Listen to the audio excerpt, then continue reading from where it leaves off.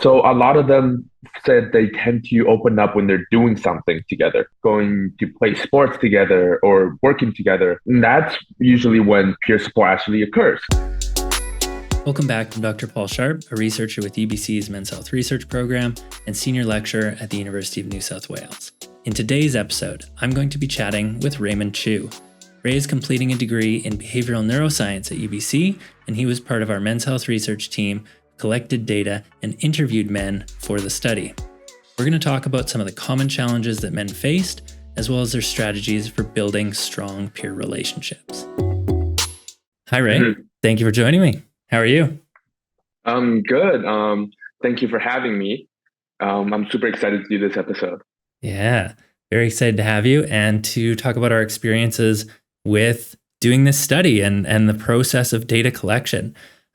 So maybe we can start off and just tell me a little bit about yourself and what your role was in the study and collecting data. Yeah, for sure. Currently, I am a fourth year behavioral neuroscience student and a varsity rugby player for UBC. And I am one of the four researchers that conduct the interview with men in regards to their experiences and preferences for peer support. They have really taught me a lot about myself and just had me thinking about things I'd never thought before. Yeah, it's interesting. I've heard it called me search before because people often do research that relates to themselves.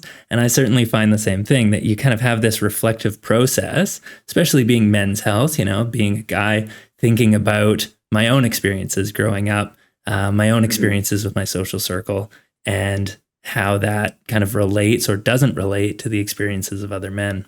I think for me, it played a huge part with how I viewed my own experiences in rugby because it's such a big circle, it's such a team sport that everyone is kind of relying on everyone and we're interconnected in some way. And when you're not realizing it, peer support is happening like in the background, just day to day. And I think we need to bring that more into a spotlight and talk about it more as a useful tool. Yeah, it's not something you necessarily think about unless it's brought to your attention. It's something, we're human beings. Interactions, social connection is kind of foundational to who we are in our society. But it's not something that we necessarily reflect on all the time. And so that was kind of one of the pieces that we wanted to tap into with this study, is understanding a little bit more around how men connect and how they support each other when they're going through things in their lives, ups and downs.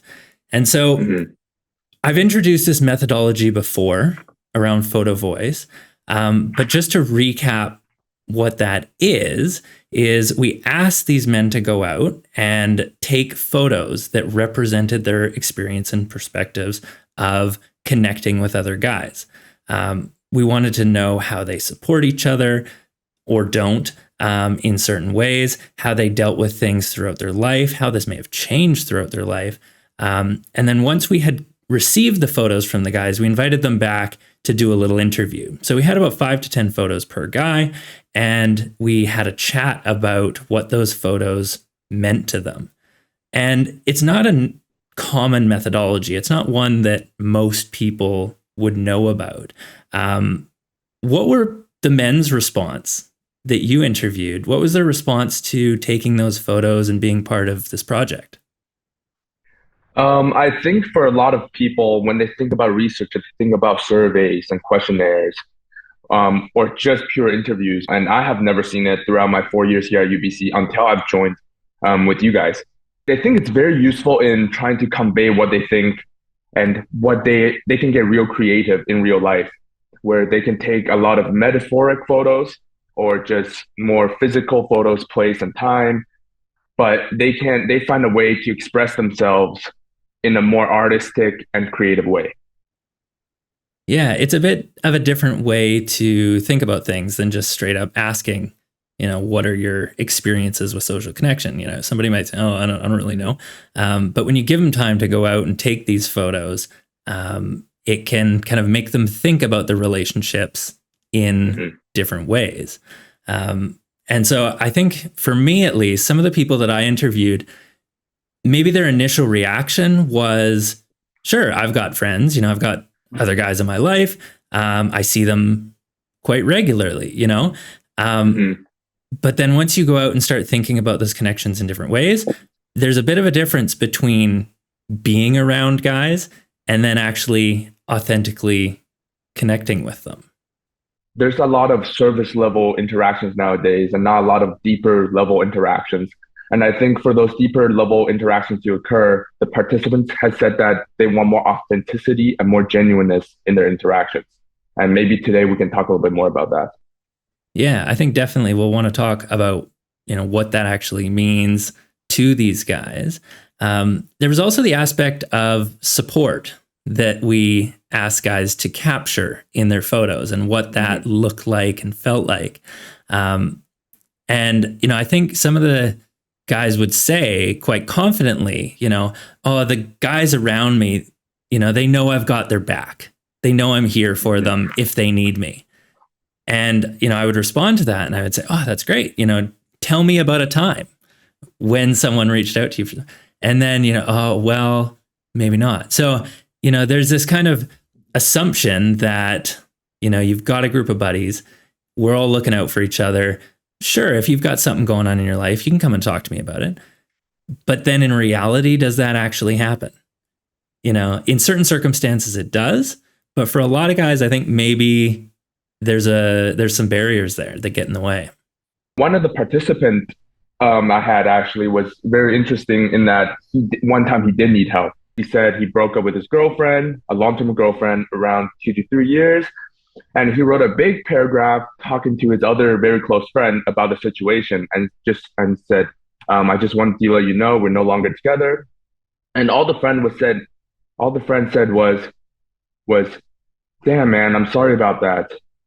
Like, I'm here to talk if you ever need help, but that's it. There's no more about, oh, what's the reason? Are you feeling okay? And the participant felt like it was just very not genuine and the help isn't there. I think the final point maybe to make about the benefit of taking the photos that some of these guys talked about, I think there's real value to being heard and sharing your story when it comes to taking the photos. And the guys know that we wanted to kind of take the information that they gave us and share that. And so there's an aspect of kind of giving back and having your story be heard by other guys that might be in the same situation. And maybe they can draw value from hearing those narratives. So I think that's another one of our motives for kind of doing this podcast, putting together the website, and telling those stories.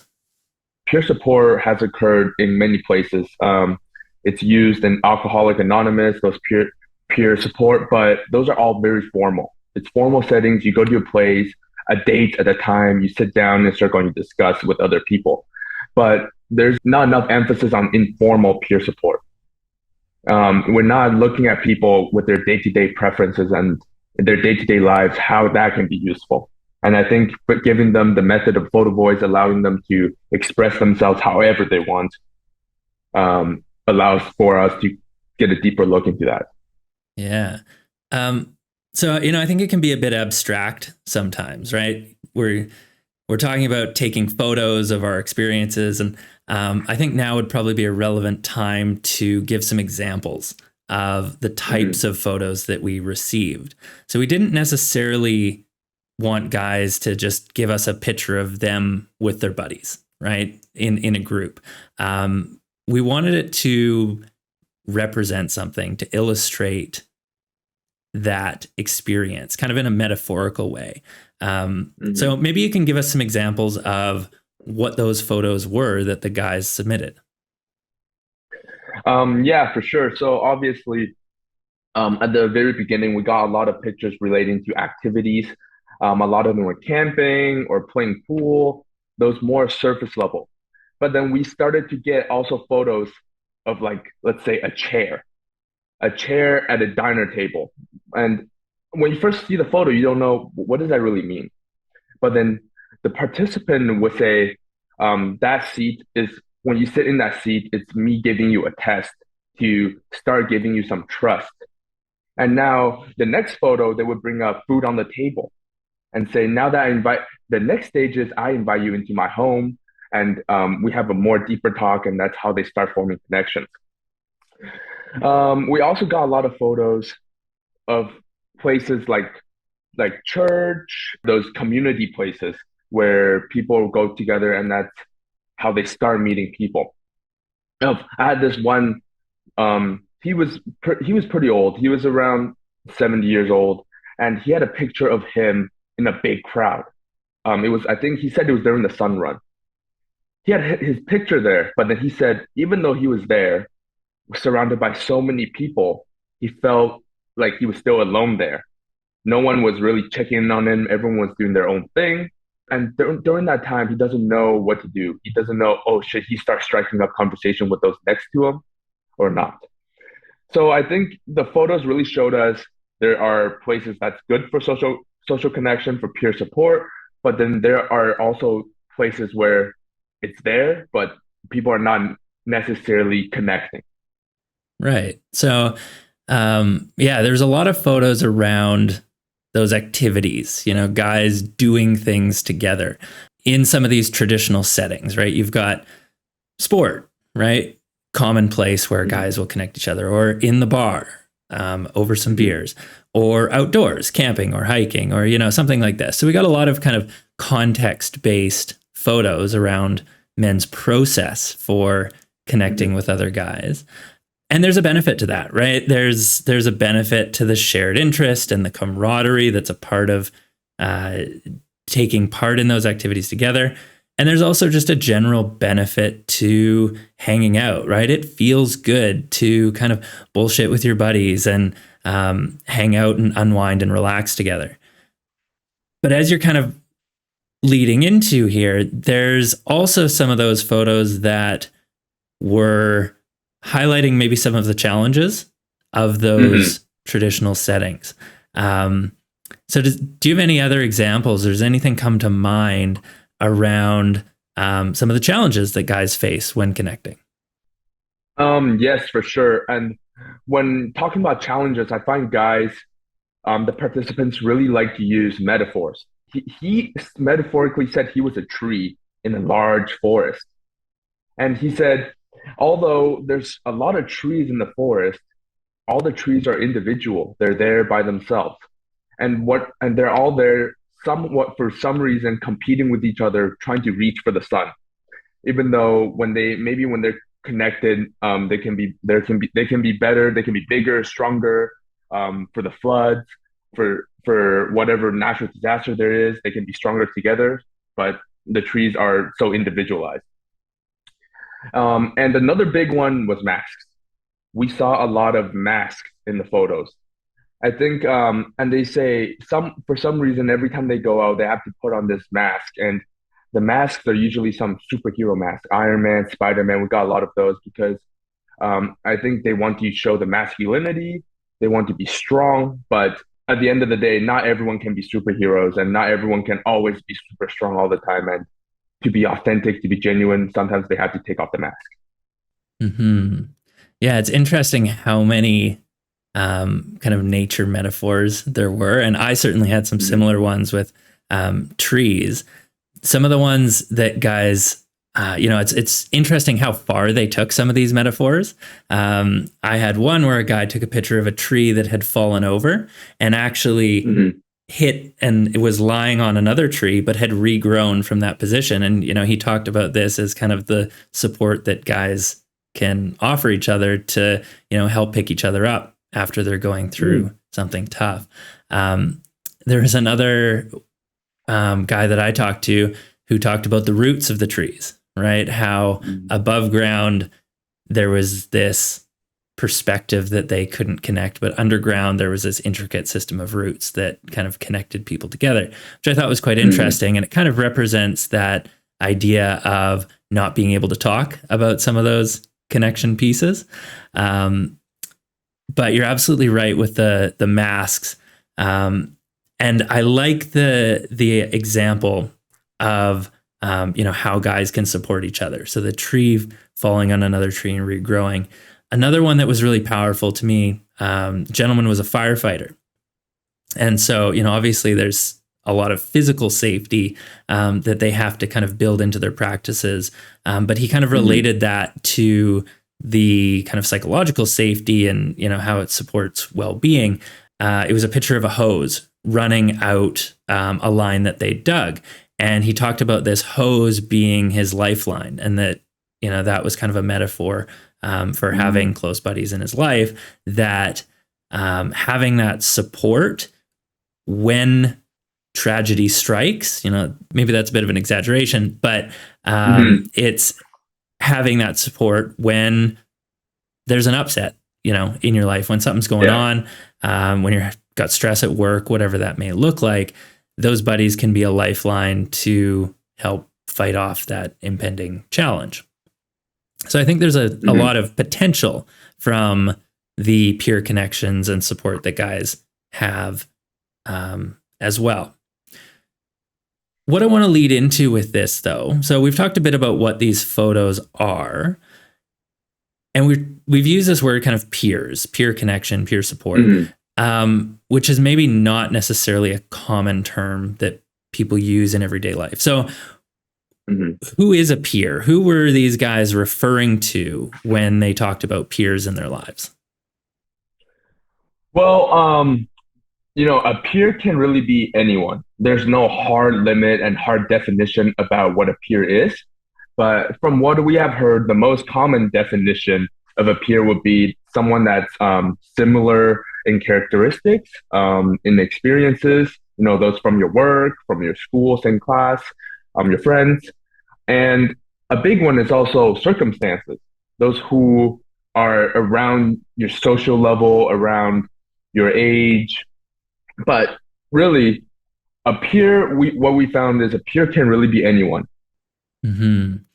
Yeah, certainly for me, the guys that I talked to were kind of drawing on all kinds of experiences from people in their lives. I think probably the most common was kind of close friendships, lifelong friendships. Maybe they had friends that they grew up with that they've stayed in touch with over time. But there was a lot of coworkers in there, right? People that had met someone and had a buddy at work that was, had similar experiences as you mentioned.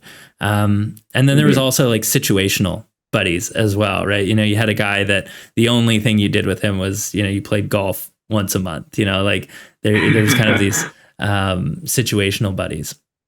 But I think we heard also like some of the challenges of maintaining those relationships over time, right? And we did talk to guys in quite a large age range, right? We talked to university students, guys that were, in a new relationship, guys that were starting a family, having a kid, similarly, guys that were going through a divorce, having a huge upset in their life, changing jobs, retiring, or, had been retired for some time. So we got kind of this nice cross section of experiences of all kinds of different guys.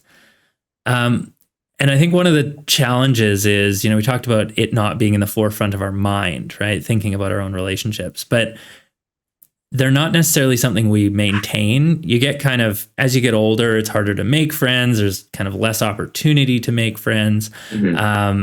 And especially if you have a big upset in your life, if you move, you move to a different country altogether, you've got a whole new culture, a whole new group of people that you're now trying to meet and trying to connect with. There's a lot of ups and downs in there. Yeah, for sure. Maintaining relationships, especially multiple relationship and friendship, is very time draining. There's no way you can have activities with everyone all the time and maintain that deep connection. And also, as you said, when you move away, when you change communities, I want to refer back to this old guy I was talking about. So I said he was around 70 years old and he just recently retired. And he said the biggest thing for him was he was a teacher. And so throughout his whole career, he was working with younger people and the younger generation. So when he retired, he didn't have any connections that's around his age range. I think a lot of men want authentic and deeper connections, but they don't know how to really go about doing that. I think a lot of it we see was they don't want to burden other people, their friends. But that's what's interesting is also every guy, almost every guy we met, we interviewed, said if a buddy reached out, they would be happy to help. And I think that's just such a funny, super funny situation where we have all these men that wants to help, that's willing to help, happy to help, but then we got a bunch of men that's not even reaching out and don't want to bother other people when even though the other side is willing to help. Yeah, it's really there's a paradox there, isn't there, where all these guys are saying, "Oh, of course I would help a buddy out, if he just would ask for help." And then you ask the same guy, "Oh, well, would you ever ask for help, if you were struggling?" And he goes, "Oh, no, I probably wouldn't." So, there's definitely still that pervasive traditional view of not asking for help, right? The old age old thing of, guys will never ask for directions when they're lost. Right. And I think this is it's definitely shifting, but there's still aspects of this that are kind of hanging on where the guys, everyone said they would help, but wouldn't necessarily ask for help themselves, which is super interesting. Yeah, for sure. So we've talked about, there's a whole slew of different guys, different characteristics, different experiences. What are some of the commonalities or kind of trends that we consistently heard, right? We look for consistencies in the data of similar experiences for a lot of guys. So I think we just touched on one right there where a lot of guys aren't willing to ask for help, but unanimously say that they would help a buddy in need. Were there any other kind of common trends that you heard in the interviews you did? Yeah, I think another big one for me was how much men actually valued their friendships.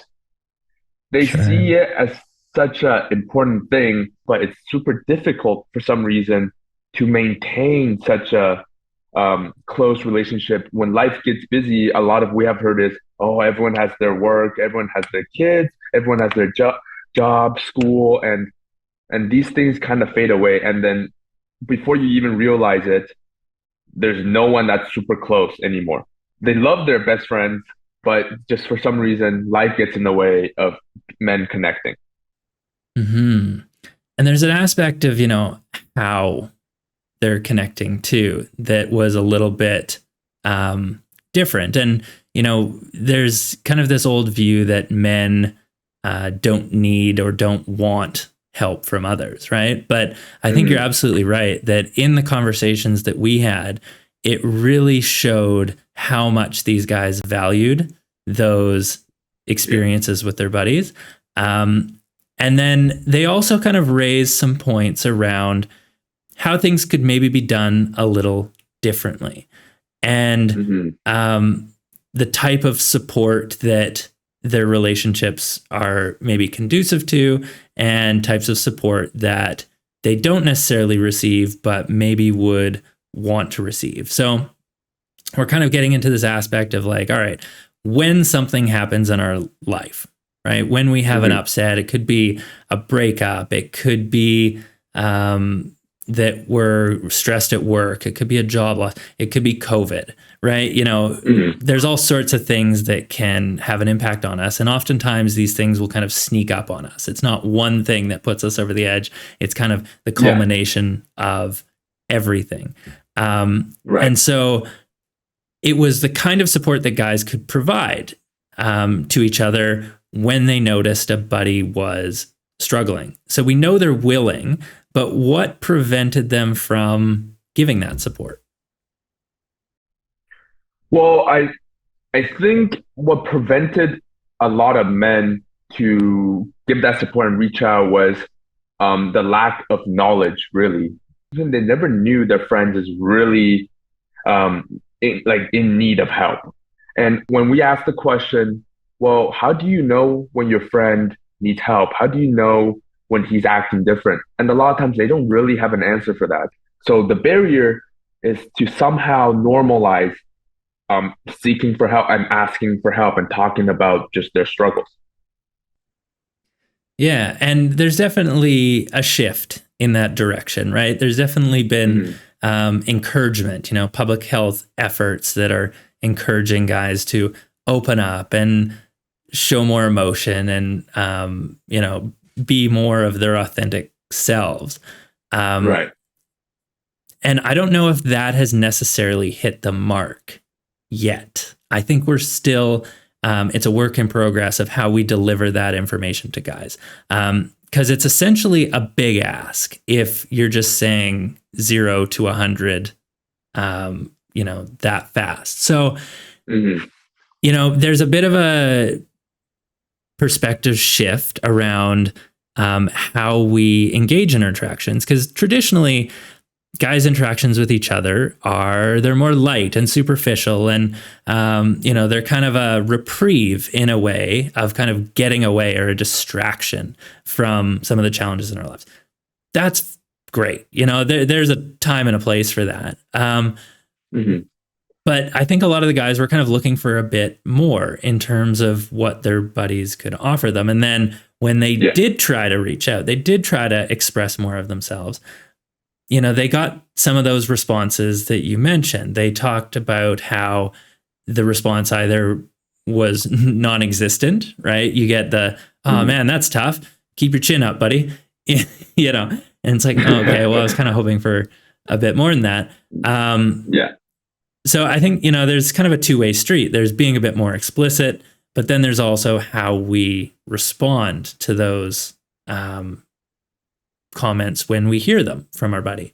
And so I completely agree with you. There's a bit of a knowledge and a skill gap there that we can train guys up. We can learn ourselves a bit about how to respond to someone who's saying, oh man, I'm going through a tough time right now. What do they want to Yeah. hear? So what does it mean? We've used these words like, healthy, supportive, authentic relationships. What Hmm. are the qualities of those relationships that guys are looking for? A big one was trust and reliability. So Sure. we talk about these authentic relationships, but you can't have authentic relationships that have men open up truly to each other when there's no trust between each other. One of my participants said back then he used to be able to open up and trust others, but every time he did so, he was kind of getting burned where he put himself out there, but then other people just took him as a joke. Time and time again, then eventually he lost his trust for anyone, and he's not willing to do that again. So I think this idea of trust, where when you open up to this person, to your this friend, they are going to respect what you're saying. They're going to be super understanding of what you're saying and show empathy towards you rather than take you as a joke, basically. Hmm. And so I think there's kind of a self-reflection piece of, how we respond to someone. When somebody starts talking about some of the challenges in their day, maybe we don't brush it off as quickly. Maybe we leave a Hmm. little bit of space to elaborate on that. We ask some open-ended questions of, Hmm. oh man, that sounds really tough. Like, you know, what, how's that going? How are you coping with that? How are you dealing with that? And give people the opportunity to do that. I think our demonstrating interest kind of helps to show trust. But it's certainly Hmm. something that's built over time, for sure. One of the things that I think is super interesting about the peer relationships is this kind of mutual relationship, kind of the giving and receiving, right? You don't want to be Hmm. the one that takes on the role of always being the supporter. And Yeah. similarly, they don't want to be the role of being the supported. You don't want to be the guy that's Hmm. always asking for help. So it's nice to have, and that's the benefit of these, peer relationships, is that there is a bit of a giving and receiving, and it doesn't have to Yeah. be kind of a huge thing. There's a bit of kind of reciprocity in, if I come to you and you help me out with something, um, being able to give something back and help you in a way, right? It doesn't have to be a Hmm. similar, I don't need to help you deal with something in your life. It could be, something like coming over and painting a fence, or, cooking you something. And there was one really powerful narrative from one of the guys where he talked about how a buddy came to him who was struggling with some work stuff, and he Hmm. talked him through it. He spent some time with him. He followed up with the guy, to make sure that whatever it was getting resolved. And Yeah. the next day when he went to work, there was a can of his favorite pop sitting in his locker that he knew was from this guy. And he talked about how meaningful that was to him, because it was just kind of Hmm. an acknowledgement of, hey man, I appreciate what you did for me. But he said it was a very specific type of pop, right? So the Yeah. guy knew something about him, right? There was that connection piece that the guy knew what kind of pop he liked to be able to buy that for him. So I thought that was a really interesting story from that guy. Yeah. I never heard about that story. That's neat. Yeah, the Yeah. reciprocity piece doesn't have to be huge. Hmm. Yeah. And also, I think it goes in kind of like a loop, right? Where, oh, I help you today. I help you today. Now, I'm more willing to ask you for help now because I have helped you. And then that kind of opens up and start building block by block this low relationship of, oh, we can talk to each other about the low problems we have. And then I give you some, you give me some. And then it eventually turns into a genuine and authentic relationship. Hmm. And so if we get down to kind of the details of support, there's different types of support that people provide, right? And Hmm. historically, men will provide different types of support than women, right? Women have traditionally been known to provide more kind of emotional support, whereas Hmm. guys provide more kind of instrumental or informational support. Um, Yeah. can you maybe expand on those topics? What kind of support were these guys providing to each other? Yeah, for sure. I think historically speaking, men has been more or better at instrumental support or providing that. That's what they're the first option. That's what they would go to. Today, let's say you had a tough day and let's say you broke up with your girlfriend. When you tell a friend that, your peer that, the number one thing what men tends to do isn't, from what I've heard, isn't offering you this emotional support where they come and talk about your experiences, about what's upsetting you, about this breakup situation. Rather, they might say, "Oh, maybe I can help you pick up your kids instead, and then you can go and have a day to yourself." Something like that. And yeah, that's great. I think it's a good thing, but this emotional aspect, your emotional need, is still not being met. And one of the researchers that's on our team actually made a very good point. Was he said, let's say you're moving your house and you're carrying a super heavy box, and your friend's next to you, and you say, "Man, this box is so heavy." And he says, "Damn, man, do you want to talk about that?" Instead of offering you the instrumental support of, maybe carrying the box with you. So obviously, both help can be good, but in certain situations, sometimes one help is better than the other, and is what's more needed.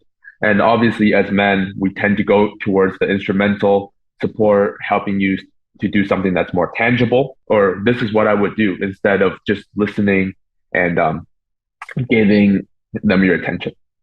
Hmm. Yeah, part of dealing with things that are going on in our lives, um, there's certainly, as you say, a time and a place to figure out the process, right? But there's also a benefit to just kind of talking through it and figuring it out Mhm. on your own. Um, and I had one guy. He said, whenever I get into a conversation like that, he'll always say, I really want to hear what you're about to tell me. Um, but before you do you just want me to listen, or do you want me to, help you come up with some solutions? Mhm. And there's a bit of a reflection piece there of like, well, what do I actually need from this? Am I just going to have a whinge, or is there benefit to just kind of talking about it, and I'll likely figure it out myself, or do you want me to give you some of my thoughts of what I might do in this situation? And there's certainly a time and place for all of that. I guess sometimes some people just being there is enough for them and just listen. Yeah, to be honest, I think we could probably do a little bit more of that in our conversations that we're having, is just kind of active listening and hearing what someone has to say. Like, how many times when you're having a conversation are you kind of waiting for the person to stop talking so that you can say something, or you're not actually listening to them, you're thinking about what you're going to say next. And there's real value in kind of slowing down and actually thinking about what they're saying and responding to that, either asking for clarification, or can you expand a bit more on that, or some probing questions, because one, it makes the person feel heard, but two, it's part of that process of kind of dealing with things and working through them. Yeah, for sure. It makes them feel like you're understanding them, you're actually paying attention. And yeah, I think it's a really good thing, active listening. Yeah. So, I mean, this kind of brings me to this idea of what are some of these strategies, right? Because guys, they did raise some challenges, but other guys had kind of worked through this process and they'd found things that worked for them in, having these kind of mutual supportive relationships with their buddies. So what were some of the things that were working well? What were some of their strategies to support their mates? I think one thing that I should mention first was a lot of them said they find it hard to talk about this idea of struggle and mental health just by itself, just out of nowhere in a conversation. So a lot of them said they tend to open up when they're doing something together. And this brings us to this aspect of activity that we talked about at the beginning of the podcast, was them going camping together or going to play sports together or working together. And that's usually when peer support actually occurs, because they're doing something. They don't have to, be all serious. They don't have to focus on this topic that everyone finds it a little bit hard to talk about. Yeah, I think, kind of setting the stage for any deeper conversation, right? Whether you're whether you want to, check in on a buddy, or whether you just want to have kind of a more deeper conversation about, what's going on, is setting the stage is key, because nobody wants to feel like they're being cornered, right? They don't want to, it's not an intervention. We're not, sit down, I want to talk to you about your emotions. So a lot of the guys were quite purposeful in, finding a time and a place where it was appropriate to connect. And it's often more acceptable to do it over an activity. It could be a recreational thing. You could be going for a walk, something like that. Yeah. But, how many conversations have you had, have I had, where you're kind of sitting shoulder to shoulder rather than face to face? And so that's kind of a common topic that we hear of, like, you're sitting in the car together. You don't have to necessarily look at each other. You can kind of look out the window, and that's when those deeper conversations happen. Similarly, you're doing something together. You're rock climbing, you're, painting a fence. You can kind of have that activity as kind of the centerpiece. And then, especially if you're trying to check in on a buddy or something, you can bring it up. And then if you get some resistance, or, they don't necessarily, you get the impression that it's kind of feeling a little out of bounds, you can kind of take a step back, and then there's not just this awkward pause, and maybe, take a bit of a different approach, or, leave it for another day. So yeah, great point. Shared activities, shoulder to shoulder activities, so important. Any other strategies that these guys used? Another one was being more proactive in kind of raising the questions, and be more purposeful in your approach to conversations. Because as we talk about activity and having conversations there, however, again, these conversations can just be very surface level. I think a lot of them mentioned if they can be more purposeful and more actively trying to care, trying to ask about what the other person's situation is, that helps them understand more and makes the other person think they care about them more.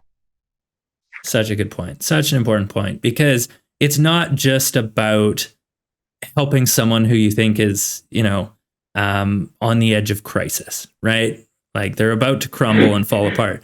It's all about building that foundational piece. And that is a preventive piece of, checking in and just seeing what's going on. And when we're talking about kind of building stronger connections and authenticity, having a bit of a deeper understanding of, who the person is, what they like, what they don't like is foundational to that. So you're absolutely right. We're not just talking about, oh, this person's really struggling, I need to step in.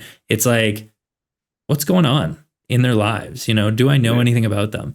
There's a comic that does a great joke about this. And I might have told you this before, but he says, guy goes out golfing with a couple of friends and he comes back after 2 hours and his wife says, "Oh, how's Gary?" And he goes, "I don't know." She goes, "You don't know? Well, how's his family?" "Oh, I'm not sure." "Well, his daughter just started school for the first time. Did you ask about that?" "No, I didn't think to ask that." It kind of goes on and on this way. And then she says, "Well, what did you learn about, during these 2 hours you had with them?" And he says, "Well, Gary got a new driver." So it kind of is this old age thing, kind of poking fun at it. And I mean, he makes the point of how, what am I supposed to do? Yell across the green and be like, "How are the kids?" Joking that there's no opportunity. But, I think it's the exact opposite. I think these are the perfect opportunity to do it because, maybe you drove there together, right? You picked the guy up. So you've got time to chat on the car. You've got walking from hole to hole. You've got waiting while the group in front of you gets ahead. Maybe you hang out afterwards for a little bit and have a bit of a debrief, right? There's plenty of time in these situations that we can integrate some of these conversations. The guys that we interviewed, they also talked about some of the nitty gritty of what are those conversational tricks and tips that they can use to have these conversations, right? So do you have any examples of kind of practical advice that the guys gave that they used that they used in conversation? Yeah, I think a big one stood out to me was we talk about how you want to show that you care, but but you don't want to do it in a super serious manner where you're like, how's your work? Your work been doing well? Your boss treating you well? Your kids are doing well? But more so just like, hey, how's Mary? Is school still doing okay for her? Like just being more lighthearted, more casual in the approach of this topic and conversation, but at the same time asking questions that's important, that's relatable, helps them to talk about their experiences more. Yeah. And so what do you then do when the response to those questions is, "Yeah, it's fine. She's good. Yeah, work sucks, but whatever, I think that's a question that everyone would like to know the answer to because the other side just isn't responding. You ask these questions, show that you care, but they don't want to share. Um, I'm interested, Paul. How would you think about going about answering that question? Well, some of the things that some of the tricks that the guys use that I talked to, they talked about these kind of open-ended probing questions. So, you don't want to necessarily pry, but you can kind of leave space by asking more questions. And one of the approaches that they often used was sharing some personal experience or anecdote, right? So instead of necessarily giving advice of like, "Oh, I had, this is what's going on in my life," right? Let's say somebody was opening up. Instead of saying, "Oh, here's what you need to do," a lot of the guys would kind of come from a personal perspective and they'd be like, "You know what? I've actually had a similar experience, or I've had this kind of experience at work, and I lost my job, and it was actually super stressful. Like, you can kind of help support guys in a way, and maybe that is directing them and normalizing therapy, right? If that's been something that's worked for you, absolutely be like, I actually went and talked to a therapist once, and I found it super helpful. I can give you their number. I can connect you with them if you want. Great guy, or girl, and this is what it was like, right? Because a lot of guys don't know what that's like, and that comes across a little different than if you say, "Oh man, that's really tough. You should go seek therapy." It feels a little different. So sharing those personal anecdotes, sharing those personal experiences, whether it's seeking therapy or just what you felt in a situation, how you dealt with it, what worked well for you. Those kinds of things can be really helpful. Just being quiet and listening, though, is another great piece, right? Listening to what the guy has to say. And oftentimes, we don't necessarily outright say what we're feeling, right? If we're feeling super low. So you kind of have to read between the lines. And you can fill in those gaps in that conversation and say, oh man, that like, I would be so stressed out if that's how, what are you doing to manage that kind of thing? And then I think following up, right? It's if somebody discloses something to you or opens up a little bit, don't just leave it. Come back, send them a text the next day, be like, hey man, how's it going today? Or, last time we talked about this, you told me about this. Catch me up on what's happened since then, right? How are things going?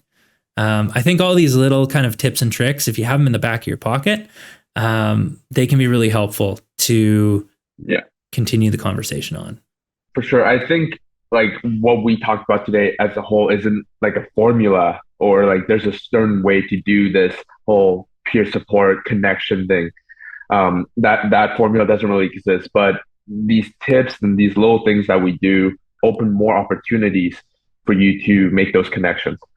One of the photos that I received was a guy was out with his buddies, and they were out for a meal, and they were having kind of a chat about what was going on in their lives. And one of the pictures that he submitted was at the end of the meal. It was a picture of his plate. And, there's still some crumbs on it. It was kind of messy. And what he talked about was how peer support is a messy process. It doesn't have to be perfect. You don't have to have all the answers. You're not going to do more harm, right? As long as you're coming from a genuine place. You don't have to have all the answers. It doesn't have to be perfect. It can be a bit of a messy process. And there's a lot of, leeway in there. As peers, which I think is a really important aspect. So just to conclude here, I want to ask you kind of a personal question about your experiences with the study. So has being involved in this study made you think about your own peer relationships differently? Have you done anything differently since being a part of this? Being in the deep of it, listening to all these experiences shared by other men, a lot of times you find it to be super relatable. Even when you're the researcher, you hear that, you're like, wait, that's my exact same experience. I think recently I realized that in the past, guilty, when my friend comes to me for like they do need help in some type of way, but I didn't recognize it, or I was too busy thinking about myself, where I'm like, oh, damn, that's crazy. Damn, that sucks. Because I'm like, oh, I'm so busy, I can't deal with it. But then I find now that actually just last week, a friend came to me and was talking about work because we're graduating soon and he's struggling finding a job. He doesn't know what he's going to do in the summer. Right. And back then, I feel like I would have been say, oh man, jobs are hard to find. That's how it is. Just keep grinding. But I find myself listening to him and then start sharing my own experiences more. Be like, and I was saying how, man, before I found this job working as a research assistant, I applied to 50 other ones. And like, I think hearing that and being more genuine in my approach, he felt a little bit better, hopefully. I'm more aware, more actively trying to ask the right questions, actively listen to what my friends are saying, and trying to be helpful. And also, um, I find myself not having as big of a shield anymore because grew up. I've been playing rugby for 10 years, and I was always known as the brute, as the guy who has to be manly. And so, um, when I was stressed out about anything, whether that's sports related, performance, school related, and anything about that, I would always hold it into myself because at the end of the day, I think I can figure it out myself. But then recently, like I've been struggling with my future planning. I don't know what really I want to do in the future and stuff like that. The life pressure in general, and I find myself being able to talk to my friend more and realize they're in the same boat as me and they're have the same experience or have gotten past the same experience, and them telling me their experience has also just helped me feel better in general. Mm-hmm. Yeah, so interesting. Well, I can definitely relate because it's one of those things when it's put in the forefront of your mind, you think about your own experiences a lot more. And I've reflected back on, my childhood friends growing up and how I connect with people and my experiences with having moved away from a lot of those friends and lost those connections. So, I've certainly made an effort to actively reach out and connect with people beyond just, your classic update that you get once a year, Hey man, how are you? I'm good. I got married. I had a kid. What about you? I got a job. I got married. This kind of thing. You can get a little bit more back and forth in those conversations. And I've also tried to be a little bit more purposeful and thoughtful in my listening. Trying to read between the lines, knowing that it's not that guys don't talk. It's that you need to know the language that they use and their approaches that they want, for asking for help, kind of subtly, the undertone, and then also the type of help that they're actually looking for in those situations. Yeah. And I think, it's easy to think, well, okay, this is, fine. What's the next step? And I think the next step is not necessarily, you don't need to go and open up to everybody, but think about the people in your life who would be good to connect to, right? Mm-hmm. Think about the qualities that you're portraying. Are you the kind of person that someone might be willing to share more with, right? Have a bit of reflection. Think about think about your relationships in your life. I think are super important. Thank you so much for your time, Ray. Appreciate you coming on the podcast and chatting about your experiences. Any final thoughts you want to leave us with before I let you go? I guess I just want to say that there's guys are out there and they're willing to help. So if you ever need it, just those are close to you, those around you, you can always just reach out. Most of them are 100% willing to help, and also to the guys that's willing to help. Obviously, there's guys out there that needs the help, and be more proactive in your approach and reach out a little bit more, and maybe you can help those around you. Awesome. Thanks, Ray. We'll let you go. Have a good day. Thank you. Be sure to check out the In Good Company website to learn more about men's social connection and peer support. Have a burning question or an idea for a future episode? We'd love to hear from you. Drop us a line at mens.health@ubc.ca. Thanks for listening.